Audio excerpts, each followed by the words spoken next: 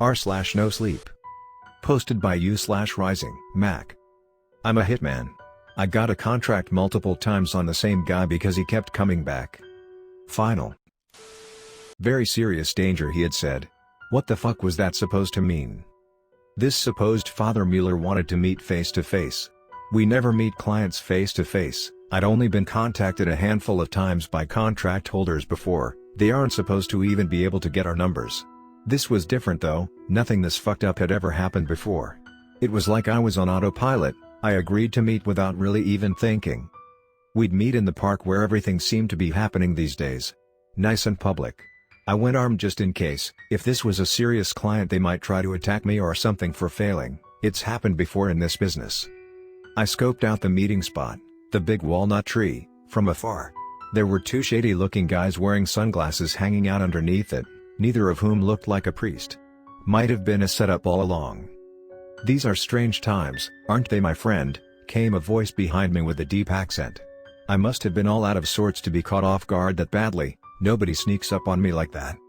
I whipped around and found an old-looking man behind me, much older than the bishop, probably in his 80s. He loosened the collar of the light jacket he was wearing and pulled it down to reveal a priest collar. My name is Father Mueller.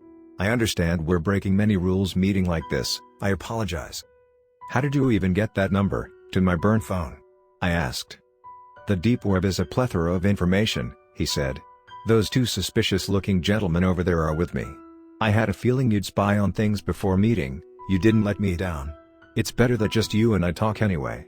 Remember our friend here? He asked as he handed me a wallet-sized photo of the bishop. What is this guy's deal? Is it some kind of divine intervention?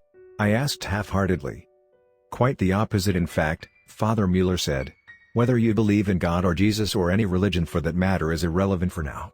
You don't have to believe in your heart, but believe in what you've seen and experienced. This man should be dead, should he not? Yes, 3 times, I said. We hired you 3 times to see what he may survive, he said. We weren't facing each other while we spoke, rather we stood next to each other, looking out into the park. Things are as bad as we feared. He is immortal now and we are out of time. Listen, I started. I want to know what the hell is going on here. Who is this guy and what do you mean he's immortal? I asked. I couldn't believe this conversation was even happening. I was entertaining this madness though because this guy had survived 3 attempts that should have killed him. This man is Bishop Cannicus, up until recently a most devout man of the cloth, Father Mueller began. Cannicus, now that's a bad guy's name if I ever heard one. What do you mean up until recently? I asked. He has betrayed his oaths and has made a deal with the devil, so to speak. He has aligned himself with the demon Zoskos. The XAZ part was pronounced with a hard Z. What? I asked, flabbergasted. A demon from hell itself, a very dangerous one few outside the Vatican have ever heard of, is now Bishop Cannicus' shadow. Very soon it will be strong enough to possess Cannicus himself and will attempt to bring about the end of days. Should he succeed, the gates of hell itself will open and earth will be no more. So that's why his shadow was playing tricks on me that day, I remembered aloud. Come again? Father Mueller asked. I informed him of the bishop's shadow adventures that day after Mass and again in my home. That makes sense, since it has not reached full power it was unable to harm you, only threaten, Father Mueller explained. This demon kept him alive then I take it, I said. Correct, Father Mueller. It will be particularly dangerous this time as it will be its 3rd attempt to bring about the end. It's been summoned before? I asked. Yes. The first time it was summoned was sometime around 3200 BC in Egypt. It was defeated by unknown means by an Egyptian high priest, Father Mueller began. The second time it was summoned was 4,000 years later, in the 1190s during the Third Crusade and was once again defeated. This time by Richard the Lionheart and his Holy Crusaders. It is said that King Richard wielded Excalibur during their battle and is the only reason he was able to defeat it, but that of course can't be verified and may be just a tall tale. What will be so different this time? I asked. Because Bishop Cannicus will be the vessel, he will cast holy rites to help protect the creature. Mortal weapons have limited effect on the demon as is, this 3rd time no mortal weapon will be able to kill it. No mortal weapon can kill the creature, I thought to myself. Made me think of the mummy first of all since I'm an idiot, but my mind also drifted to King Richard. Excalibur would not have been a mortal weapon, maybe he did wield it. Could more legends like that be true than we think? What do we do? I asked, knowing goddamn well what his answer was going to be. "We need you to kill it," Father Mueller said. "I have one more contract for you, not the bishop anymore. We need you to kill Zoskos." I knew it. Why did I even ask? Fuck. How in the hell am I supposed to do that? I asked. Don't you have exorcists or something that can do a way better job than me? Doesn't the Vatican have special forces or something? Contrary to how movies or TV would have you believe, the Vatican does not have its own assassins. Though we have a capable security and police force, what is needed here is a professional killer. Shit. How did I get mixed up in this?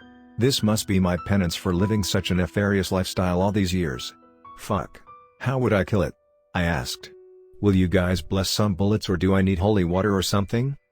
I'm afraid not, even blessed those are still mortal-made weapons, not strong enough to destroy it. We have what you'll need. Come by the church on Front Street in a few hours. It's closed currently under the guise of renovations, but it's our base of operations. We parted ways after that. I went to the church later that day as instructed. The door was locked, but there must have been someone right on the other side, as a second after I tried to get in someone opened it, some shifty-looking priest who directed me toward a stairwell that went down. He showed me to a little room that must have been their headquarters. It was dimly lit, but it looked like the set of a police procedural or something. There was a bulletin board with the bishop's picture on it with scraps of paper pinned all around it containing little notes. Father Mueller was standing next to it. "Welcome," he said. Another priest dressed in red and black entered the room behind me. I may not go to church, but I know what a cardinal is, pretty high rank I think. He walked up to Father Mueller and spoke German to him. This must be legit, they're flying in these guys from Europe straight from the Vatican. These are trying times, Cardinal said to me. He never introduced himself formally. Never could we have foreseen having to turn to someone such as yourself, no offense intended. Your unique profession seems to make you the most qualified. How mysteriously he works. I felt out of place with all these holy people around me. I decided to get right down to it and ask what the plan was. How am I supposed to kill it? I asked. Cardinal made a motion with his left hand as if he was a mob boss or something, and another priest brought forward an elongated case of some kind. Either there was a musical instrument inside or a Tommy gun. He opened it up, revealing a small sword. More specifically, it looked like a Roman gladius. What the fuck is this? A sword? I thought to myself. Not what you were expecting? Father Mueller asked. He kind of sounded amused. Not really, was all I could muster. I mean, it was a nice sword, looked to be in tremendous shape if it was authentic. I was a big fan of the Spartacus TV show from a while back, so I had a replica gladius myself. The handle was cheap but the blade was real. It wasn't sold sharp, but I sharpened it myself. Made for a good Halloween prop. I spoke earlier that no mortal weapon could kill Zoskos when he possesses Bishop Cannicus, Father Mueller began. This sword belonged to the second horseman of the apocalypse. The book of Revelation details the breaking of the 7 seals, the first 4 were the horsemen. This is the sword of a divine being and is therefore not a mortal weapon. It will destroy both Bishop Cannicus and Zoskos. The 4 horsemen now? I thought to myself. Could this get any more ridiculous? Yes, Cardinal said. My perplexed face gave me away. The 4 horsemen happened, several times to be exact. Any world history book will detail the great wars and conquests of mankind and the famine and death that followed. Where did this even come from? I couldn't take my eyes off the sword. There's no way this was the second horseman's actual sword. I mean, there's just no way. Was there? Each of the horsemen have an associated relic, Father Mueller added. We very nearly lost them all to a police evidence locker in the early 2000s after a group of cultists stole them and attempted to summon the horsemen. Local police were able to stop it, and a mole we had in that group was able to reacquire the artifacts with a little bit of subterfuge. Popular culture likes to theorize there is a massive vault beneath the Vatican that contains incredible artifacts and truths, Cardinal added. Such a vault exists. Unfortunately, mankind will never be ready for the truths the vault contains and therefore must remain sealed. I'd heard of Th.E. supposed vault before, sites like Cracked or Ranker and other conspiracy websites. I'll sit on the toilet for hours if I find a good one. I wish it were easier, Father Mueller said. You'll have to find a way to pierce Zoskos with this sword. I'm sure you'll tap into all your proficiencies to achieve that goal. I didn't know what the fuck I expected, but I guess I didn't expect to have to use a sword. I was hoping to be able to stay at range. Getting right up in a demon's face didn't exactly sound like a good idea. According to our intel, Zoskos will reach full power at midnight tonight, Cardinal said. We don't know where Bishop Cannicus is right now, but he'll be at the cathedral downtown at that time for the ceremony. We'll open the side door on the residence side of the cathedral complex to get you in undetected. From there God will be with you." That was pretty much it. Before I left, Father Mueller took me aside. "Remember, demons are woefully arrogant and overconfident. It will find the idea of you attempting to defeat it amusing and will see your skill set as far below its own. Exploiting that is probably your best weapon against it." The pep talk didn't help much, but it was nice of him to try and give me some last-minute advice. I went home to prepare for that night's event, thinking to myself I'm not even going to go. This is all bullshit. My curiosity got the best of me though. I had to see this through. I wanted to see what would happen, or at least converse with the bishop to see what he had to say. The time came, so I made my way downtown. I went to the door they told me to and it was propped open with a stone and I slipped in. I kicked the stone out of the way so the door latched behind me, didn't want anybody sneaking in behind me. I made my way through some hallways and a large meeting room as I went towards the church area where the altar was. The lighting was dim since usually nobody was up at this time, but I could still see well enough. I was almost there. I passed through what appeared to be the priest preparation area where they put on their robes and stuff. A couple chairs and a large wall mirror on the wall, as well as a closet with different color robes hanging. There was also a barrel or something to hold canes and a couple umbrellas. I paused for a second here and thought things through. The next stop was the altar. I realized I was ridiculously nervous. It hadn't actually hit me before. If everything was true, I was probably about to die. Worse yet, if everything was true and I failed here, it might signal the end of the world. It dawned on me right there, why the fuck did I come by myself? If I had told anyone though what I was doing, they'd have had me committed. I walked through a door and entered a large chapel. It was massive. The ceiling was seemingly hundreds of feet high and adorned with murals. Massive stained glass windows lined the sides of the room. It seemed big enough to fit a few thousand people in here for big masses like Easter or Christmas. All the lights were on, providing a lot of light. I saw Bishop Cannicus, in full holy garb, standing on the altar with his back to me. He had some kind of staff in his left hand. It appeared to be made of gold and was adorned by gems. I entered the main aisle and slowly and quietly made my way towards the altar. Would I be able to stay quiet and ambush him? I got my answer as he slowly began to turn around. "I see the visit from my shadow did little to deter you," he said. His voice was scratchy and husky. He had an accent I couldn't quite place. "You are far too out of your league here, my son. The end will come quickly for everyone shortly, but if you stay he will make sure it is very painful for you. Please go." Of course, the classic try to win without a fight gag from the big bad. "Why'd you do it?" I asked. "You of all people should know Satan is nothing but lies and empty promises." "I prayed for eternal life to any being that would listen, only one answered," he said. "You saw firsthand my prayers were answered." Before I could say anything else, I heard a thunderous gong from somewhere nearby. It was the church bell. It had begun to signal that it was midnight. A perfectly creepy, bad guy smile formed across his face. "You were foolish to stay. Prepare to become the first victim of the wrath of Zoskos," he yelled. He let go of his staff, but it didn't topple over, it remained standing upright. He had his arms outstretched slightly in front of him and he began to levitate in midair. He then began to transform before my very eyes, that stupid smirk never leaving his face. Anyone that games knows what I'm talking about when I say what happened next was some serious Resident Evil bullshit. Zoskos not only took over the bishop's body and its possession, it transformed it. The bishop's body began to grow larger, more muscular. The holy robes began to rip as his body grew, like he was Incredible Hulk or something. His hair began to disappear and worst of all, his face began to melt away, but only partially, so that he still had skin hanging from his head, but his face was a red, bloody skeleton. His empty eye sockets ignited in flame and I could see his hands turning black as they became elongated and dagger-like. Two small horns projected from either side of his chin and twisted downward. Similar horns began to form on his head as well that started spiraling upwards. His torso began to convulse as two enormous wings burst out of his back in a shower of red blood that completely coated the altar behind him. Most of his skin had turned to black char, bones were visible here and there and shredded skin hung about his large body, bleeding all over the floor. Bishop Cannicus was gone. Zoskos stood before me. Yeah, I'm fucked. It stood before me, a frowning grin of contempt its face. It was certainly amused. 800 years later and it's still a man with a sword standing before me, it bellowed. It had a thunderously deep voice, almost robotic like Optimus Prime or Megatron. It then let out a roaring cackle of amusement. It stuck its hand out towards the staff that was still upright and it floated towards it like Zoskos was a Jedi. It grasped it in both hands and flapped its wings and took to the air. Shall we get on with it? This was it. I whipped out my .45 loaded with hollow points and put about 5 rounds into it. Bloody chunks spewed out from the entry wounds, but the demon didn't budge a millimeter. The wounds closed themselves almost instantly as well. I figured my gun would do nothing, I just wanted to see what would happen. It chuckled and then raised the staff into the air and flung it towards me like he was Zeus throwing a lightning bolt.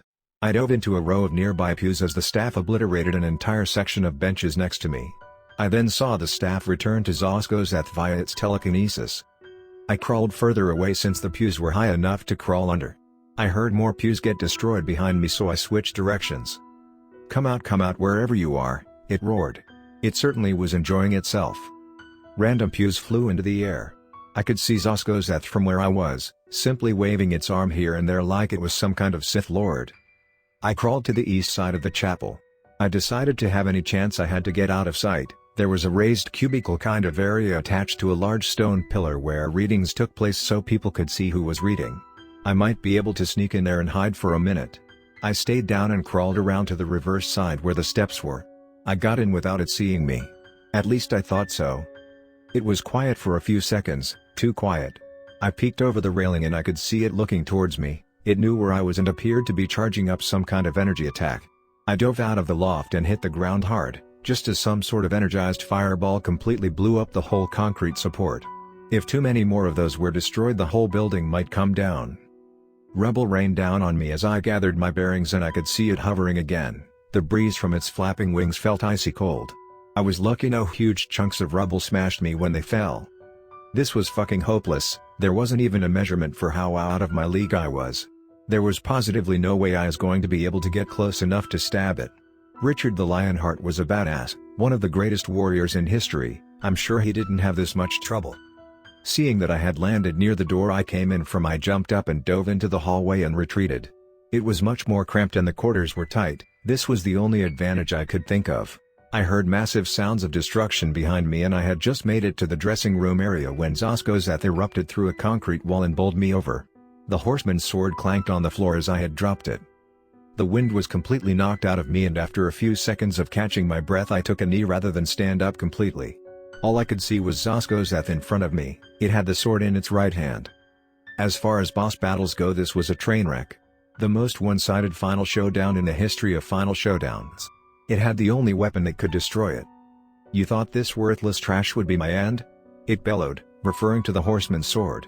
Human arrogance knows no limits. Of course you never stood a chance. Its hand started to glow and after a few seconds the glow engulfed the sword completely before it shattered it into probably 1,000 pieces. I guess that's that. Fuck. Zoskos started to cackle again. I had him right where I wanted him. I couldn't believe the setup worked. Since I'm retelling this tale, obviously you all know I don't die right here. The time had come to play the ace I had hidden up my sleeve. I reached over and grabbed the largest umbrella that was in the barrel of canes and umbrellas I had seen earlier and pulled it out. Zoskos let out a snorting grunt of a laugh that usually comes from people caught off guard by something funny. I then popped the umbrella open. "Ha ha ha ha." It bellowed with its head back. I don't think I had ever heard anybody laugh so hard at something. Good. It was still roaring with laughter with its head cocked back, so I chucked the umbrella, jumped to my feet, yanked the horseman's sword out of the barrel and rushed in and drove it into its chest. This all took about 3 seconds. Its laughter was immediately cut off with a howl of pain. It backed up and put its hand on the blade as if trying to pull it out. It swayed and breathed heavily, falling to one knee. It looked up at me and I could see its flaming eyes begin to dissipate. It let out a few more gasping breaths before it fell with a thud in front of me. After a few seconds the body began to dissolve and after about a minute all that was left was a black stain on the floor and the horseman's sword, which didn't have a mark on it. My Spartacus replica wasn't so lucky. It didn't just get broken during the battle, it had been completely destroyed. I had taken Father Mueller's advice and took advantage of the classic bad guy overconfidence. Hide the real sword, let him think I was helpless, lead him there and hopefully he falls for it. That was the master plan. Somehow it worked. It was all mind games. I knew from the start it would take some sneakiness, some outthinking and a little luck to complete this contract. I returned the sword to Cardinal and Father Mueller. They were all priestly in their thanks and couldn't help but try and sway me from my lifestyle. "There is always a way back," Father Mueller had said. Despite being more or less a murderer, I could still come into the good graces of the Lord. I took his advice and have decided to try and earn an honest living. I still can't say I believe in a God, and church is still way too boring to attend, but I am no longer a hitman. Contracts are good money, I've made more than enough to keep me afloat. An honest job will keep me busy. My parting words to Father Mueller were, next time you need a demon killed, call the Pope. Call anybody, just don't call me.